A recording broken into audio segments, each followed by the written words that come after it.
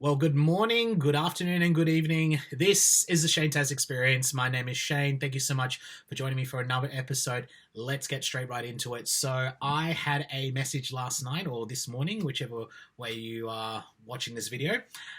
It's from Shun. So, thank you, Shun, for sending you a message. Shun said, as a discussion topic, what is your views on online activities? And what are some of the advantages, in your opinion, or possible disadvantages of using online activities, and how it can be used on an online platform once our borders open up, and how we can communicate that with the international students? Thank you so much, Shun, in regards to sending me a question. So, my opinion on online activities. I think since COVID hit, online activities have been sort of the way to sort of go in terms of, you know, the safety measure of it and how we sort of run it and sort of, continue with those levels of engagement. One of the things that I sort of found out as time progressed, once restrictions started loosening up a bit, and this is when I was working with TAFE Queensland, was that a lot of the vet coordinators who invited TAFE into the high schools have said that a lot of the students are getting so over, you know, the video watching and online platforms. Like they felt very disconnected. And they were very delighted when I actually came into the school and actually did my presentation, because they said that, they can actually go to somebody and actually speak to them as opposed to being on the phone or being on sort of like on an online screen just like this at the moment. But in saying that, I think, with the use of online activities, there have been some advantages in terms of how we've been able to communicate with students. It's just that whether institutions want to have a look into the way that they do their online activity, at some point they need to start realizing that online activities can only go so far in an organization. And at some point, they need to start realizing that COVID-19 is going to sort of be under control and in a capacity where we can't sort of use it as an excuse anymore.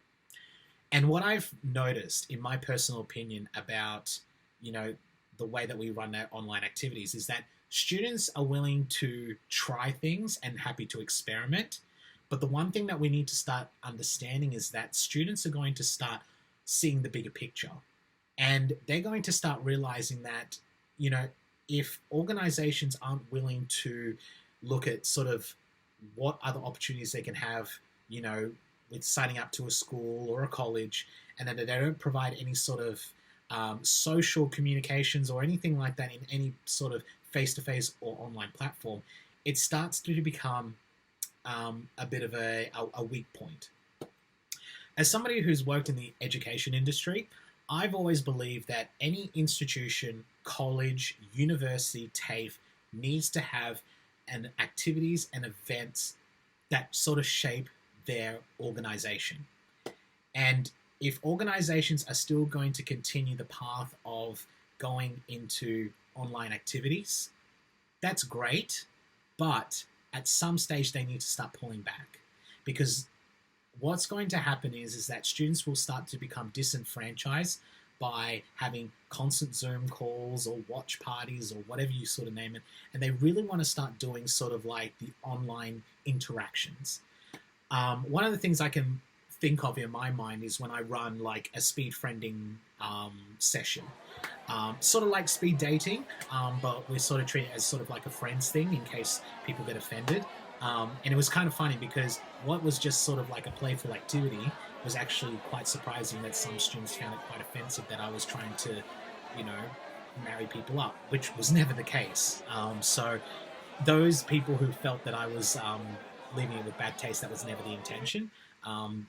But going back on topic, sorry, what I was about to say is that events like speed friending is one example where it can be done in a COVID-safe environment, and that it is face-to-face. You can limit to the number of people that can be in the room. You can have just 20 people in a room or 30 people in a room, provided there's a sign-up sheet, and that there's all these procedures about signing off and saying, hey, I've got, I'm sort of been checked, I've got a negative testing, I'm not sick, I don't have an illness. You can do your temperature checks and any sort of procedures that needs to be done in order for the activities to go ahead.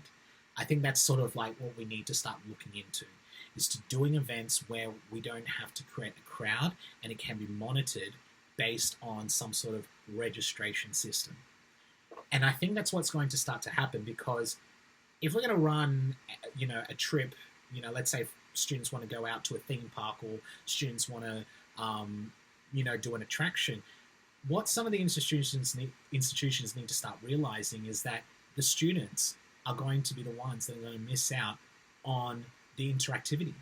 And, you can only go so far with online activities that students are going to start wanting to get out there and actually start exploring and actually doing things. We can't just keep them in sort of like a room environment where they're just like, looking at a screen and just seeing all these different people and just only seeing what they're seeing. I think what we need to start realizing is that if we're not thinking about it now, we should be really thinking about it soon. And whether we look at it from either their alumni, whether they are present students, or whether they're past students, what we really need to do is really start building a community. And as I previously mentioned, institutions, whether you're a TAFE, university, school, or college, activities and events are the culture of that organization.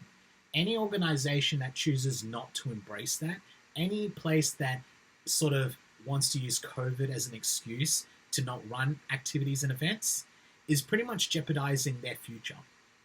And I'm quite passionate about it, because in my experiences of being in this industry for quite some time and being engaged with students, if we don't start looking at different ways of how we communicate with our students, we feel like that the students are going to miss out. And I fear that students later down the track are going to be very resistant in wanting to be part of an institution that doesn't offer activities and events. And so I think it's really important that if we were to use the online platform, that the communication needs to be continual, and there needs to be some sort of active continuance. Whether it be done through a social media platform or whether it can be done in a sort of different field, it's completely up to the institutions how they do it. But I think what's going to start happening is that at some point, with the online activities that are going to happen, you can only utilize so much of online activities that they need to start breaking away from that. They need to start preparing for that time when the pandemic is under control, people are getting vaccinated, borders start opening up. They really need to start, thriving again. And I know how heartbreaking it was having seen so many colleagues and staff leave because of what COVID has done.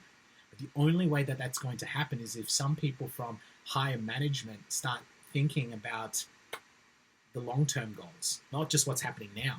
They're just going by every day and just trying to, hold it in and everything, but they need to start looking and they need to start exploring their options. And I think that there are ways to do it from an online platform. Think about your past students, think about the current students, and think about the students that have those prospects. Allow them to have opportunities where they can actually communicate with people. But then when they come to Australia, when they have that opportunity, are we going to still continue doing online activities? I certainly hope not in the long term. And really, the issue that I have is that anybody who uses COVID as an excuse not to run face-to-face activities is going to kick themselves when the borders start opening up and they don't have everything in place. So I really think it's about time that some institutions and some organizations start having a look at the bigger picture and thinking about how they can communicate with students from an online platform now, so that when the borders open up, they know what to expect when they come to an institution or a TAFE or a university or a school in order for them to be successful. If you guys have got any questions, if you've got any opinions about online activities or anything that I've discussed in my previous video, please make sure you like and also leave a comment and also send me your messages. Thank you once again for joining me in this session, and enjoy the rest of your day.